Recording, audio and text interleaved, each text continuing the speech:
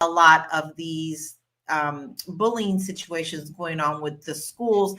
Why do you think schools are so often accused of failing to address bullying incidents adequately? I think that there's a variety of reasons. One, I don't think that they think it's that bad. I think that they might think the kids exaggerate. And two, I think it depends on the race of the child. So I think that those are two of the reasons why schools don't do anything. I mean, they don't know. I would have to believe that kids come and tattletale and say all different kinds of things. You don't know which one is right or wrong or true or not true. But if you have a situation where a child and or their parent is coming to you on a consistent basis over and over and over and over and over again, at that point you have to recognize, realize, and know that there's something here. We need to investigate. And she said she had reached out to the school multiple times with, with no real help. So Athena, so how do we hold schools accountable when faculty members, like in this case, are actually being complicit in bullying? Because as we get into the story, we'll also find that there are accusations that the teachers joined in on this. So how do we hold these schools accountable?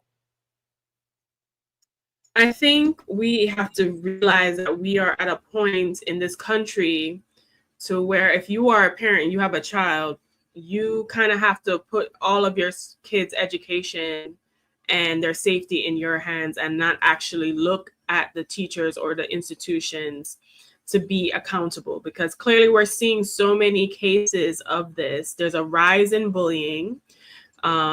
The teachers are not being compensated enough. Most of them don't, some of them don't care, or even if they went into the profession caring, all of the politics and minutia eats away at that.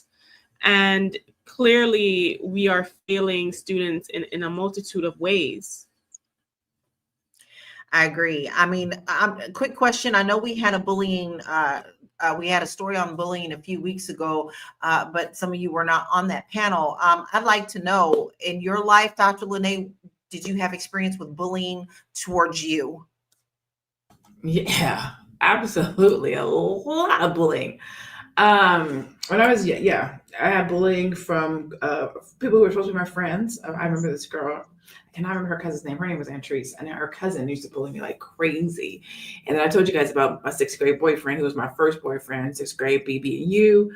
I used to get bullied a lot. It led to really low self-esteem, never to a point where I thought about suicide or killing myself, but definitely low self-esteem that led to promiscuity, that led to looking for love in all the wrong places, acceptance, validation, that led into my later years, many of years. I would probably say I don't deal with low self-esteem today, but I am still very, very shy. Like I'm still shy. I'm still a loner. I still like to kind of be by myself. I don't really open up. You really can't get that close to me. So I still have residues of it, but how you're treated as a young person really does, I won't say dictate, but it does help frame who you can grow to be, and it can eat at you. Luckily, I got some counseling. I've done therapy. I've gone back and I've talked to the little girl. And me as a little girl, I've healed my little girl.